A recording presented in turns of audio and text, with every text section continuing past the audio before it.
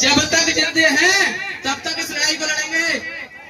इतनी खतरनाक 5000 साल पुरानी मनोवादी व्यवस्था को जाकर लड़ना है तो जरासी बारिश और जरासी आंधी हमारा कुछ बिगाड़ पाएगी? इस आंधी और बारिश से डर जाओगे मेरे यारों, मित्रों, मेरे साथियों? इस आंधी बारिश से डर जाओगे तो 1000 साल पुरानी इस व्यवस्था से कैसे लड़ोगे? अभी तो लड़ना नहीं है, उसे सर के बल खड़ा करके दिखाना है। और ये तब होगा जब कंधे से कंधा मिला करके आप लोग मेरे साथ खड़े होंगे। मैं आपको बता दूं कि जिस दिन ये समाज मेरे साथ कंधे से कंधा मिलाकर खड़ा होगा उस दिन इस व्यवस्था को जो 5000 साल पुरानी है ना सिर्फ सर के बल खड़ा कर देंगे बल्कि इस व्यवस्था को जड़ से खत्म कर देंगे। ये लड़ाई अनवरत जारी है और अनवरत जारी रहेगी। ऐसे ही आप लोगों ने जो कुर्बानी दी है, बाबा साहब ने अपने आप को जो खपाया है, बाबा साहब ने पूरा जीवन अपना खपा दिया। बाबा साहब अम्बेडकर जब कोलंबिया जैसे विश्वविद्यालय से पढ़ करके आए, दुनिया की सर्वश्रेष्ठ डिग्री लेकर के बाबा साहब अम्बेडकर आए, तो बाबा साहब के पास अवसर था कि अपनी जिंदगी जो बहुत संकट में गुजरी आधी जिंदगी को बहुत बेहतर जी सकता था वो व्यक्ति। और बाबा साहब के लिए अवसर था कि आपको जज बना देंगे। अंग्रेजों ने कहा कि आपको जज बना देंगे और उसके बाद 3 साल बाद आपको हाई कोर्ट का जज बना देंगे। बाबा साहब को देखिए, हाई कोर्ट में जज बनने का अवसर था, प्रोफेसर बनने का अवसर था। बाबा साहब ने सिर्फ आपके लिए संघर्ष का रास्ता चुना। बाबा साहब ने सिर्फ आपके लिए अपने आप को न सिर्फ कुर्बान किया, 4 बच्चों की बलि बाबा साहब अम्बेडकर ने दी आप लोगों के लिए। दी या नहीं दी? बाबा साहब अम्बेडकर का बच्चा जब मर गया तो बाबा साहब अम्बेडकर हमारी राजनीतिक लड़ाई लड़ने के लिए लंदन जाने वाले थे गोलमेज सम्मेलन के लिए 1930 में। और बाबा साहब निकल करके जब पहुंचे और जब जहाज के पास बाबा साहब अम्बेडकर पहुंचे तो उनके भाई, बड़े भाई पीछे से आए दौड़ते हुए और ये कहा कि भीम तेरा बच्चा मर गया है। बाबा साहब को बड़ा दुख हुआ, बड़ा कष्ट हुआ, किसी का बच्चा मरता है बड़ा कष्ट होता है। लेकिन बाबा साहब ने कहा कि भाई अगर आज मैं ब्रिटेन नहीं गया, लंदन नहीं गया, तो ये जो ऊंची जाति के लोग हैं, मनुवादी सोच के लोग हैं, ये मेरे करोड़ों लोगों के भविष्य को खा जाएंगे, उनके हक और अधिकार की हत्या कर देंगे। और मैं अपने करोड़ों लोगों के लिए, अपने एक बच्चे के लिए उन करोड़ों लोगों की हत्या सहन नहीं करूंगा। और बाबा साहब ने बिना अपने बच्चे का मुंह देखे लंदन के लिए रवाना हो गए। इस कुर्बानी के बाद हमको ये आरक्षण मिला है, ये शिक्षा मिली है, ये मान सम्मान और स्वाभिमान मिला है। साहब काशीराम निकल करके आए। साहब काशीराम ने 1964 में जब अपनी क्लास 1 अधिकारी की नौकरी छोड़ दी, साहब ने कहा कि ये जो समाज है इसकी लड़ाई लड़ने वाले लोग बहुत कम हैं। और बाबा साहब के बाद जब लड़ाई लड़ने वाला कोई नहीं बचा तो साहब ने 1964 में सारे लोग बैठ करके सुना, भीख है ना, तो भीख है तो आ रहा था, सुनिए आप लोग। ऐसा नहीं है कि मैं अकेला ऐसा खड़ा हूं कि भीख नहीं हूं, आप लोग बैठिए, मैं खड़े होकर बात रखा हूं, आप भीख हैं, सारे लोग बैठ करके सुनिए।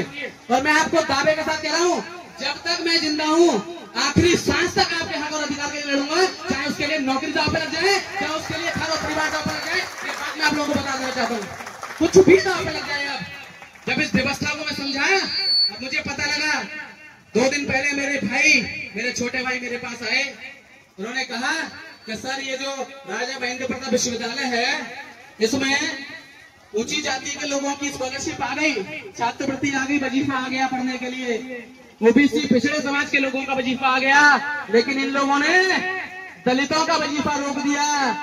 मुझे बड़ा कष्ट हुआ। मैंने पूछा कितनी संख्या थी, तो बताया कि 3500 छात्र हैं। कितने?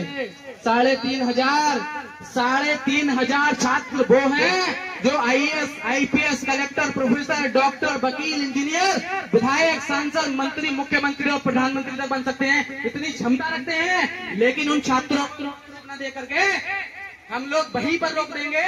ये षड्यंत्र रचा जा रहा है। और 3500 बच्चों को स्कॉलरशिप नहीं दी इन लोगों ने, सारे लोगों को स्कॉलरशिप दे रहे हैं। दलित के बच्चे को सबसे ज्यादा जरूरत है स्कॉलरशिप की, तो उनको स्कॉलरशिप नहीं दी जा रही है। पढ़ेंगे कैसे? हम स्कॉलरशिप नहीं होगी तो साहब कैसे पढ़ेंगे आप बताएं? मैं वजीफे से पढ़ा, स्कॉलरशिप से पढ़ा।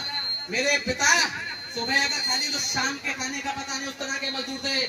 अगर मैं छात्रवृत्ति ना मिलती मुझे, बाबा साहब ने आरक्षण ना दिया होता, माननीय बहन जी की सरकार आई होती, उन्होंने स्कॉलरशिप ना दिया होता, तो मैं शायद अपनी शिक्षा भी पूरी ना कर पाता, ना मैं प्रोफेसर बन पाता, ना आपके सामने खड़े होकर के यहाँ बोल रहा होता। ये सिर्फ और सिर्फ हुआ तो बाबा साहब अम्बेडकर की शिक्षा, तो बाबा साहब अम्बेडकर के आरक्षण, साहब काशीराम के संघर्ष और माननीय बहन जी के मेहनत और अथाह परिश्रम से ये सब हुआ है संभव। उसके बाद मैं यहाँ खड़े होकर के बोल पा रहा हूँ, उसके बाद आप बारिश में खड़े होकर के सुन पा रहे हैं, इस बात के लिए आप लोगों को बहुत बहुत धन्यवाद देता हूं। एक बात याद रखिएगा, आपकी संख्या जितनी भी है मेरे साथियों, एक दिन ये दिन इतिहास में दर्ज होगा। आप इस बात को मेरी लिख करके बैठिएगा कि एक दिन जरूर आएगा जब ये दिन इतिहास में दर्ज होगा कि मैं फील करके आपसे बात कर रहा हूँ। उससे ज्यादा कीमती बात यह है कि आप इतनी दूर से चल करके आए और फील करके मेरी बात सुन रहे हैं। इससे ज्यादा कीमती मेरे लिए कुछ नहीं है। इससे ज्यादा मेरे लिए मान सम्मान और स्वाभिमान की कोई बात नहीं है। इससे ज्यादा मेरे लिए गौरव की बात नहीं है कि मेरे समाज का युवा, मेरे समाज की माँ, मेरे समाज की बहनें, मेरे समाज के बुजुर्ग बच्चे भी मेरे साथ इतनी बारिश में बैठ करके मेरी बात को सुन रहे हैं। इससे ज्यादा ताकत मुझे नहीं मिल सकती। और जब तक ये समाज मेरे साथ खड़ा हुआ है, मैंने कहा इस लड़ाई को न सिर्फ लड़ेंगे बल्कि जीतेंगे। आप इस बात को याद रखिएगा। आपको बोल देता हूँ इस मंच में, न सिर्फ लड़ेंगे बल्कि जीतेंगे। जितनी भी तरीके के शोषण है, सामाजिक शोषण हो, आर्थिक शोषण हो, राजनीतिक शोषण हो, किसी और तरीके का शोषण हो, स्कूल में नहीं जाने दे रहे हो, स्कॉलरशिप ना आने दे रहे हो, वजीफा आपका नहीं आ रहा हो, स्कूल में घुसने पर पिटाई हो रही हो, समाज में जाने पर पिटाई हो रही हो, मूछ रखने पर पिटाई हो रही हो, पानी पीने पर पिटाई हो रही हो, बस में चढ़ने पर पिटाई हो रही हो, ऑटो में जाने पर भी पिटाई हो रही है। अब तो खेत खलिहान की मेड़ पर भी ये लोग आने लगे हैं। इतने सारे शोषण के बाद तमाम सारे लोग लड़ रहे हैं। और मैं कहूँ कि शोषण के लिए जब तक हम लोग जिंदा हैं, आखिरी सांस तक लड़ेंगे और पूरी ताकत के साथ लड़ेंगे। जब तक तोड़ेंगे नहीं, तब तक छोड़ेंगे नहीं। ये बात आप ध्यान रखिएगा। सुन रहे हैं ना आप लोग? लिख के रखिएगा, मैं आपको बता रहा हूँ। ये दिन एक दिन इतिहास में दर्ज होगा कि जब लोग लिखेंगे कि एक घर में ऐसा भी हुआ था, तो उसमें संख्या जरूर कम थी, हौसला कम नहीं था, उसमें लोग जरूर कम थे, क्षमता कम नहीं थी, उसमें साथी जरूर कम थे, लड़ने की ताकत, जज्बा और जुनून कम नहीं था। इतना जुनून है तभी सारे लोग बैठे हैं। ये जो स्कूल बंद किए जा रहे हैं, शिक्षा खत्म कर दीजिए, बाकी सारी चीजें खुद ही खत्म हो जाएंगी, ये उनको मालूम है। अब आप जरा एक चीज देखें, पूरे भारत में 940 बच्चों पर एक स्कूल है। कितना? 940 बच्चों पर एक स्कूल है। लेकिन मंदिर की बात करूं तो 350 लोगों पे एक मंदिर है। कितने हैं? 350 लोगों पे एक मंदिर बना सकते हो, लेकिन स्कूल की बात आएगी तो 940 बच्चों पर एक स्कूल है। कैसे बच्चा हमारा पढ़ेगा? इनको मालूम है। क्यों?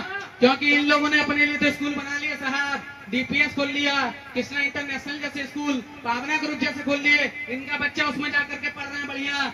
ये जो प्राइमरी स्कूल है, इस प्राइमरी में मेरा अपना बच्चा जाता है, आपके अपने बच्चे जाते हैं, मेरे समाज का बच्चा पढ़ने जाता है। इसीलिए वो पढ़ करके आगे न बढ़ जाए और इन लोगों से ये सवाल न पूछना शुरू कर दे कि 5000 साल साहब बताइए क्या किया आपने हमारे साथ। पूछेगा नहीं पूछेगा? जब पढ़ लेगा, जब पीएचडी कर लेगा तो पूछेगा नहीं पूछेगा साहब कि 5000 साल से जो शोषण किए हो, कैसे किए हो, जरा बता तो दीजिए। हमारे गले में हांडी किसने लटकाई? हमारे कमर में झाड़ू किसने बांधी? हमारी माँ बहन बेटियों को इस जगह से ऊपर तक कपड़े इन लोगों ने पहने। और शूद्र समाज के लोग जब चलते थे तो मटका उनके गले में बांध दिया जाता था कि जब वो थूके तो थूक उनके मटके में गिरे, उस पर पंडित जी का पैर पड़ गया तो अपवित्र हो जाएंगे साहब। कमर में झाड़ू बांध दी जाती थी इसी पेशवाई शासन में, इसलिए कि जब आप चल करके जाएंगे आपके कदमों के निशान पर उचित जाति के लोगों के कदम के निशान ना पड़ जाएं। अगर ऐसा हुआ तो उचित जाति के लोग अपवित्र हो जाएंगे और आपको समाज से बाहर धकेल दिया गया, आपको रोटी रोजगार से बाहर धकेल दिया गया, आपको शिक्षा संस्कृति स्वास्थ्य से बाहर धकेल दिया गया, आपको आपके इतिहास से बाहर धकेल दिया गया। अब समय आया है साथियों, बाबा साहब अम्बेडकर ने 1950 में संविधान जब लिख करके दिया, और ये कहा क्या से आपके लड़ने का आधार मैं आपको दिए जा रहा हूँ। आज से जितनी लड़ाई लड़नी है, संविधान को आधार बना करके, इस कानून को आधार बना करके लड़ाई लड़ना है। दुनिया की कोई ताकत नहीं है तुमको जीतने से रोक ले, कोई ताकत नहीं होगी दुनिया की जीतने से रोक ले। संविधान हमारे दिल में भी होना चाहिए और संविधान हमारे दिमाग में भी होना चाहिए। हमारे बाप ने संविधान लिखा, लिखा है नहीं लिखा? लिखा है। एक दरोगा जी एक बार मुझसे कहने लगे, कुछ दिन पहले गाड़ी रोक ली उन्होंने मेरी स्कूटी, बोले कागज दिखाइए जरा। हम कागज दिखाए, उन्होंने कहा शिक्षक विभाग लिख रहा है, शिक्षक होगा? तो मैंने कहा बता शिक्षकों से आपको दिक्कत है क्या? तो कहने लगे नहीं, आप चालान भरिए जरा। और पूछे मैं बताइए साहब चालान काहे भर दें? कागज हमारे पास पूरी है, आरसी हमारे पास में, इंश्योरेंस भी हमारे पास में है, तो उन्होंने क्या कहा, हमें कानून पढ़ा रहे हो।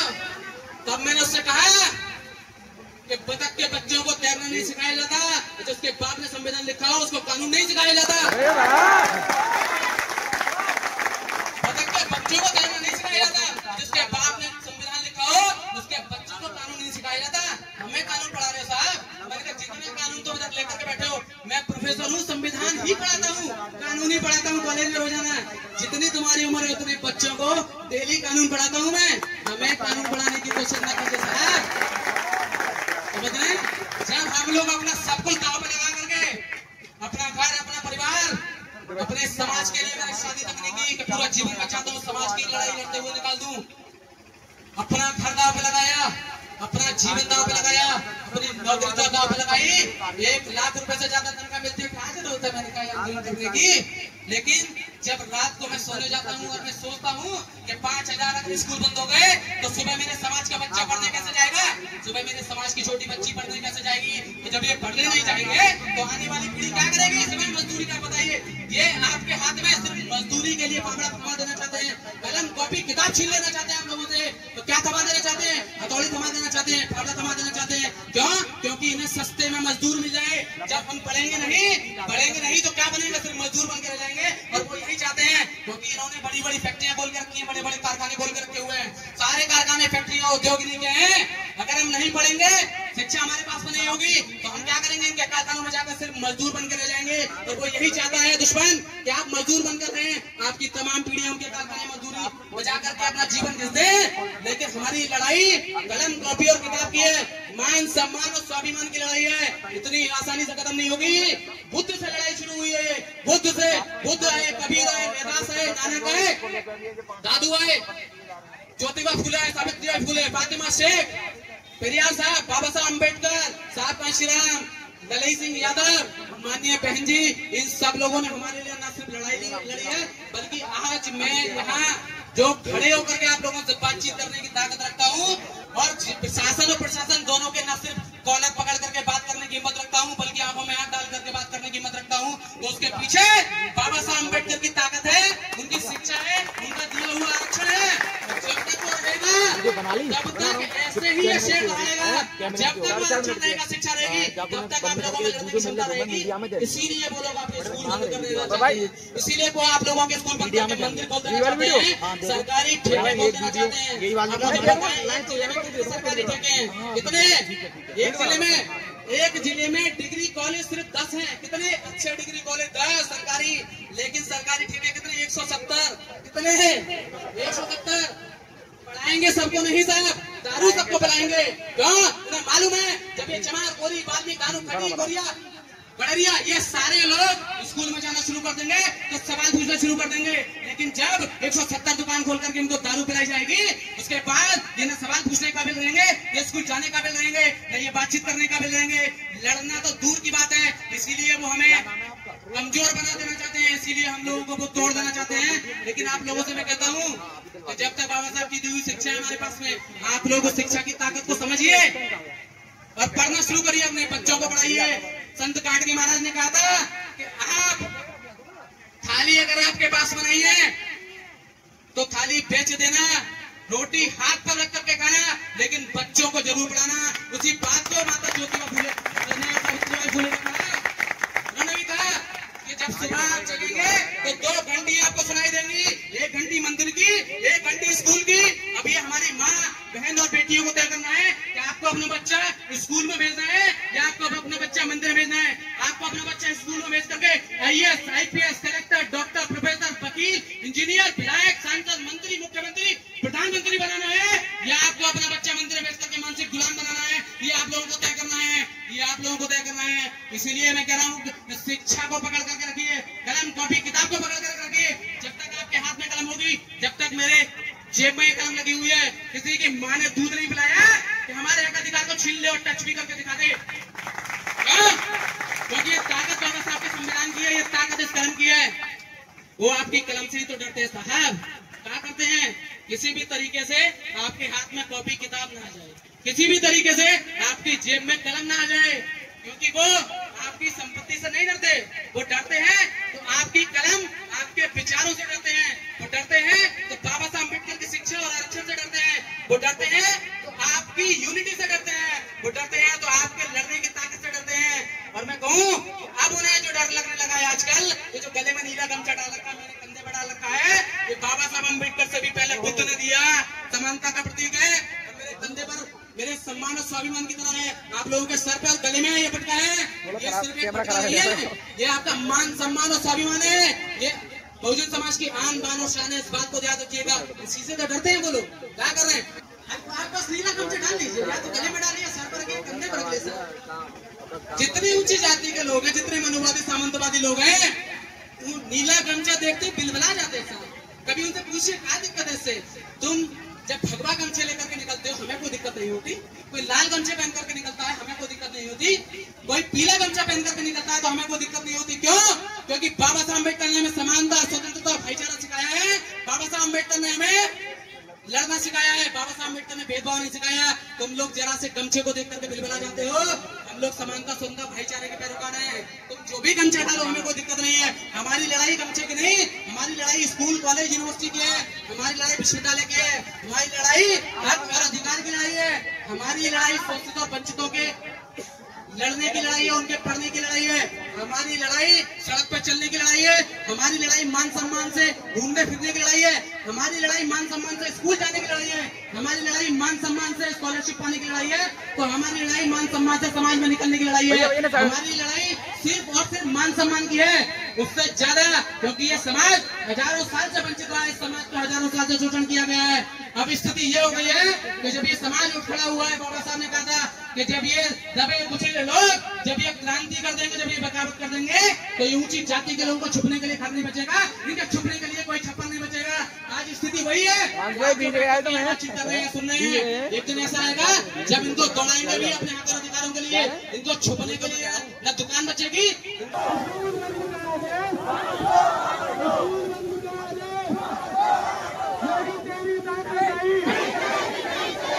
तेरी दानाशाही नहीं चलेगी, नहीं चलेगी। मोदी तेरी दानाशाही नहीं चलेगी, नहीं चलेगी। तेरी दानाशाही नहीं चलेगी, नहीं चलेगी। दलितों की स्कॉलरशिप, दलितों की स्कॉलरशिप, दलितों की स्कॉलरशिप। संबंधित अधिकारी, जिलाधिकारी महोदय ज्ञापन आकर के ले, ये जो संख्या है सैकड़ों की तादाद में लोग आए हैं अपनी बात रखने के लिए। संबंधित अधिकारी ज्ञापन ले आकर के जो शिक्षा की बात करेगा, जो शिक्षा की बात करेगा, दलितों के साथ जातिवाद, दलितों के साथ जातिवाद, दलितों के साथ जातिवाद, दलितों के साथ भेदभाव, दलितों के साथ भेदभाव। जो शिक्षा की बात करेगा, स्कूल बंद का आदेश, स्कूल बंद का आदेश।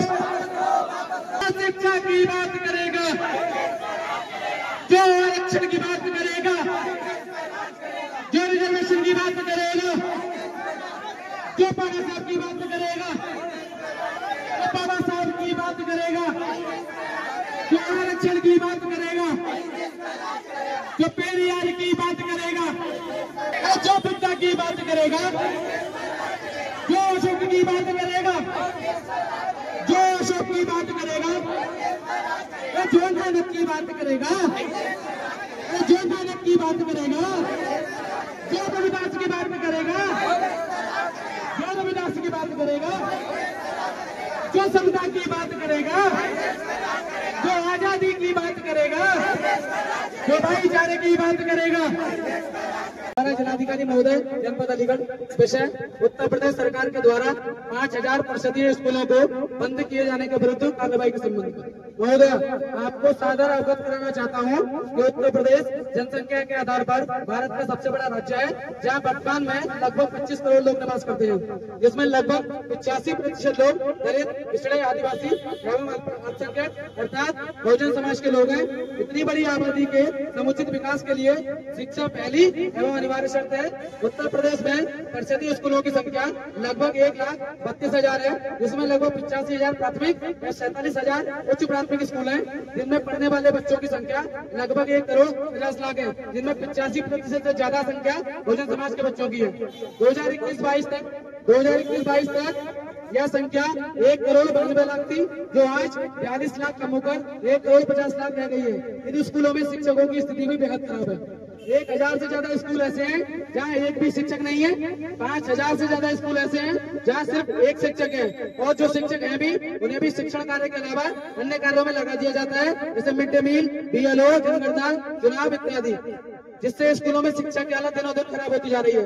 इस स्थिति को सुधारने की बजाय उत्तर प्रदेश सरकार ने 28,000 से ज्यादा ऐसे स्कूलों को बंद करने का निर्णय लिया है जिनमें बच्चों की संख्या 50 से कम हो। इसी क्रम में सरकार ने 18 जून 2025 को 5,000 स्कूलों को बंद करने का आदेश जारी कर दिया है। बहुजन समाज इस ज्ञापन के माध्यम से बताना चाहता है कि आदेश निम्नांकित स्तर पर संविधान, शिक्षा का अधिकार अधिनियम एवं माननीय सर्वोच्च न्यायालय के निर्णय का भी उल्लंघन करता है।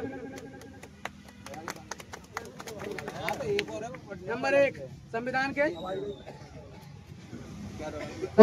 अनुच्छेद 21(a) का उल्लंघन करता है, जो कि मौलिक अधिकार है, और जिसमें कहा गया है कि 6 से 14 वर्ष तक के सभी बच्चों को मुफ्त एवं अनिवार्य शिक्षा दी जाएगी। उसके बाद नंबर 2, शिक्षा का अधिकार अधिनियम 2009 लागू 2010, उसका उल्लंघन करता है, जिसमें कहा गया है कि स्कूल बच्चों के पड़ोस में होने चाहिए, जबकि सरकार के इस निर्णय से बच्चों का स्कूल 5 किलोमीटर दूर तक चला जाएगा। नंबर 3, उन्नी कृष्णन JP बनाम आंध्र प्रदेश राज्य 1993 में सुप्रीम कोर्ट ने कहा कि राज्य कानून के द्वारा निर्धारित प्रक्रिया के द्वारा ही किसी नागरिक को शिक्षा के अधिकार से वंचित कर सकता है, अन्यथा नहीं। इसके अलावा यदि 5,000 स्कूल बंद कर दिए जाते हैं तो उसके निम्न दुष्परिणाम भी सामने आएंगे। नंबर 1, यदि 5,000 स्कूल बंद कर दिए जाते हैं तो लगभग 2 लाख बच्चे हर साल शिक्षा से वंचित हो जाएंगे। नंबर 2, 5,000 स्कूल बंद होने से लगभग 15,000 शिक्षकों के पद समाप्त हो जाएंगे। नंबर 3, 5,000 स्कूल बंद होने से 5,000 हेडमास्टरों के, प्रधानाध्यापकों के पद समाप्त हो जाएंगे। अतः इन दुष्परिणामों को ध्यान में रखते हुए बहुजन समाज आपसे निम्न मांग करता है। नंबर 1, उत्तर प्रदेश सरकार के द्वारा इस निर्णय को तुरंत वापस लिया जाना चाहिए। नंबर 2, स्कूलों में बच्चों की पंजीकृत संख्या को बढ़ाने के लिए सरकार कोई ठोस कदम उठाए। नंबर 3, सरकार इन स्कूलों में गुणवत्तापूर्ण शिक्षण एवं भेदभाव रहित माहौल बनाने के लिए कदम उठाए। नंबर 4, सरकार तत्काल प्रभाव से शिक्षकों की भर्ती करे, जिससे स्कूल समुचित रूप से चल सके। महामहिम आपसे विनम्र अनुरोध है कि उक्त निर्णय के संबंध में यथाशीघ्र कार्रवाई करने की कृपा करें। बहुजन समाज आपका सदैव आभारी रहेगा। सादर सहित नवोदय जय।